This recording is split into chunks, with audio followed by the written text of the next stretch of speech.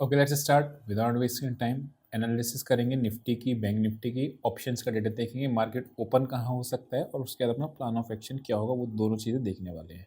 कल डेटा बहुत ज़्यादा बुलिश बना था निफ्टी का, खासकर मैंने आपको दिखाया था, बट मार्केट उस हिसाब से चला नहीं हमारे हिसाब से। मिड कैप निफ्टी हमने सेल की थी, टारगेट हुआ था। आपका बैंक निफ्टी हमने बाय करी थी, उसका यहाँ पे स्टॉप लॉस हुआ था। दिन खराब था, मैं ऐसा कह सकता हूँ, क्योंकि रीज़न क्या था, प्रीवियस डे का मार्केट ने कुछ भी फॉलो नहीं किया। लेकिन गुड स्टॉप लॉस भी अच्छी ही चीज़ होती है। अगर आपने स्टॉप लॉस सही तरीके से दिया, 40 पॉइंट का स्टॉप लॉस कोई बहुत बड़ा स्टॉप लॉस नहीं होता, लेकिन आपने तरीके पे दिया चलेगा। गलत जगह पे नहीं देना चाहिए, वो इंपॉर्टेंट होता है। टारगेट हुआ, टारगेट उससे बड़ा हुआ, लेकिन कहने का मतलब क्या है कि आपके लॉसेस भी गुड पार्ट ही होते हैं, ठीक है? कोई स्टॉप लॉस ऐसा नहीं होता खराब चीज़ होती है, ठीक है?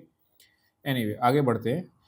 बैंक निफ्टी ओपन हुआ, पहली कैंडल से के बाद ही सीधा नीचे गिरता चला गया। उसके बाद यहाँ पे एक पुल बैक दिया। अब ये पुल बैक देखो बहुत अच्छी जगह से है। आप देखो, एक चीज़ दिखाता हूँ, क्योंकि रिप्ले करके दिखाऊंगा तो आपको थोड़ा आइडिया अच्छा लगेगा। यहाँ पे आपको क्या दिख रहा है कि ये आपका एक डबल बॉटम है। अब यहाँ से मार्केट ने एक रिजेक्शन दिखाया, तो आप एक बाय का अटेम्प्ट किया जा सकता है ना। अब आपने जैसे ही देखोगे यहाँ पे मार्केट चला ऊपर, अच्छा चला, मतलब 200 पॉइंट चला, फिर बाद में इसने इसी जगह से ब्रेक डाउन दे दिया। अब यही पॉइंट जो पहले सपोर्ट हुआ करती थी, अब ये बन जाएगी आपकी रेजिस्टेंस। मतलब मुझे एक चीज़ पता चल गई, मुझे फ्रेश बाय कहाँ करना है, जब 51 टू 150 200 के ऊपर निकलेगी, अदरवाइज ये आपकी एक रेजिस्टेंस है ना। फ्रेश बाइंग पॉइंट मिल गया मुझे, कहाँ पे मुझे सेलिंग पॉइंट ढूंढना है, कहाँ है। तो सेल पॉइंट एक तो यहीं का रिजेक्शन, मतलब क्या, इसी जगह पे 51,100 के आसपास रिजेक्शन मिले तो मेरे को एक सेलिंग पॉइंट मिल गया।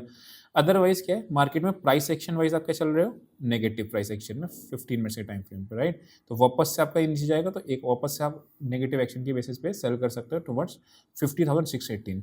मैं अभी ना ही इस पर कुछ कमेंट करूंगा कि वन डे के पे ब्रेकआउट आया है, ब्रेकडाउन आया है, टूटेगा नहीं टूटेगा। रीजन क्या है, जो एक बेसिक लॉ होता है वो लॉ फॉलो नहीं कर रहा है मार्केट, उसका रीजन बताऊंगा क्यों। लेकिन बेसिक लॉ क्या कहता है, जब रेजिस्टेंस बहुत ज़्यादा हिट होती है तो वो रेजिस्टेंस वीक हो जाती है। कई बार देखा है, सपोर्ट जब बहुत ज़्यादा बार हिट करती है तो वो सपोर्ट आपकी वीक हो जाती है ना। लेकिन ऐसा मार्केट कर नहीं रहा है, क्यों नहीं कर रहा है, रिजल्ट पेंडिंग है। मार्केट वेट कर रहा है कि रिजल्ट कैसे आएंगे। अगर रिजल्ट अच्छे आ गए, यहाँ से मार्केट ब्रेकआउट दे जाएगा। अगर रिजल्ट खराब आ गए तो यहाँ से मार्केट आपका ब्रेकडाउन दे जाएगा। लेकिन एचडीएफसी बैंक का रिजल्ट है 20 जनवरी के बाद, उससे पहले पहले मार्केट एक ना थोड़ा सा एनालाइज कर लेगा और के रिजल्ट से कि मार्केट में रिजल्ट आ कैसे सकते हैं ना। तो वो चीज़ आपका इंपॉर्टेंट है देखने वाली। अभी आप फिलहाल इतना समझो कि मार्केट में आपका ऊपर नीचे रेंज बनी हुई है, छोटे छोटे आपका टारगेट स्टॉप लॉस इसी के बीच में ही रखने हैं। बड़े टारगेट स्टॉप लॉस प्लान करेंगे जब करेंगे कि ब्रेकडाउन दे दे, डेटा घंघोर नेगेटिव हो जाए, ब्रेकआउट दे दे, डेटा आपका आरबी वाला डेटा जो है वो घंघोर पॉजिटिव हो जाए, तभी अपने को करना है, अदरवाइज नहीं करना है, ठीक है।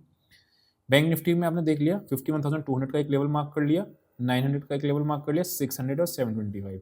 ये चार लेवल को आपने मेंशन करके रख लेना अपने पास, जिधर की साइड भी सपोर्ट पे, पॉजिटिव एक्शन पे बाय सिंपल, ये करेंगे अपन काम।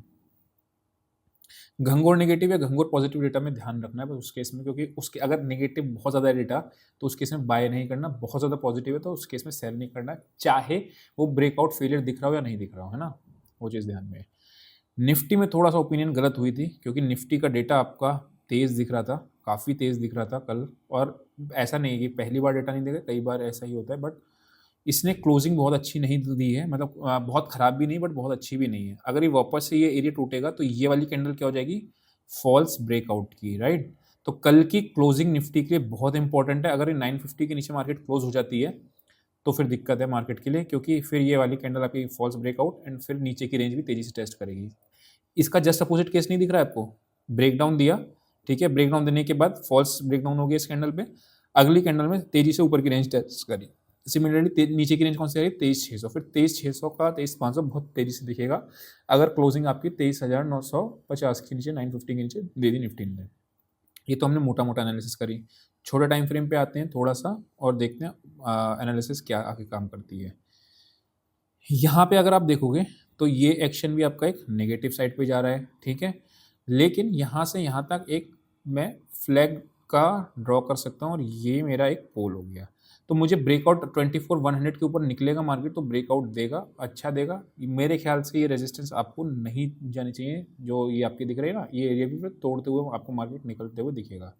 तो 24,100 का लेवल ध्यान से रखना है, 968 का लेवल, 902 का लेवल को ध्यान से रखना है।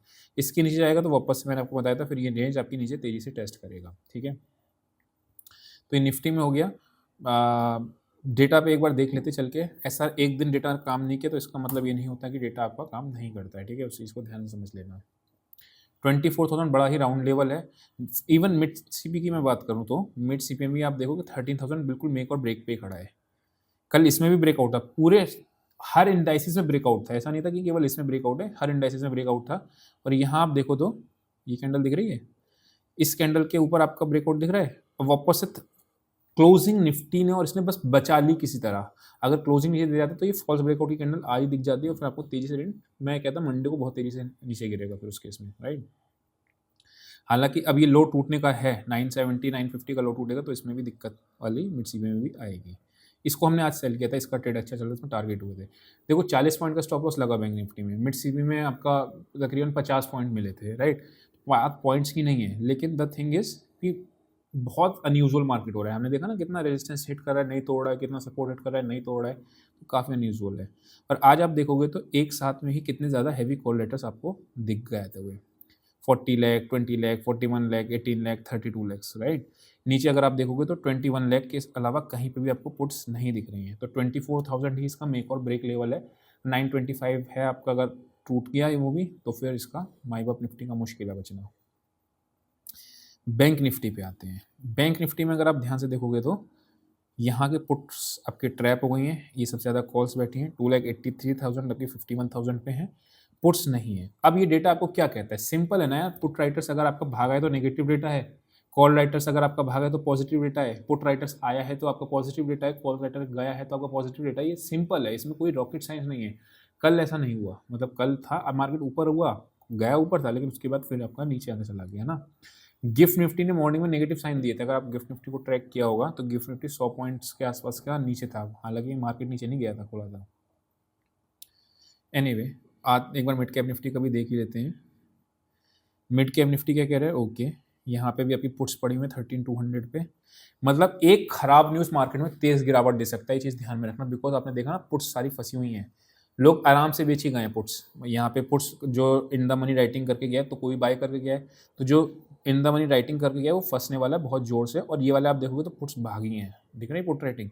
यहाँ पे कॉल राइटिंग कोई खास नहीं है, बट कॉल राइटर्स भी आके बैठे हैं, तो एक खराब न्यूज़ मार्केट को अच्छे से गिरा सकती है। एक बार डाउ फ्यूचर्स को भी नज़र मार लेते हैं कि डाउ फ्यूचर्स क्या चल रहा है, तो अपने को थोड़ा सा और आइडिया लग जाएगा। डाउ की अगर यूएस मार्केट की बात करते हैं तो कोई खास सिग्नल नहीं है आपका रेंज में, ये पहले हाफ में ऊपर गया था, बाद में सेकंड हाफ में गिरा था, उसके बाद रिकवर किया है और यहीं पे ही है, तो अभी तक ऐसा कुछ है नहीं।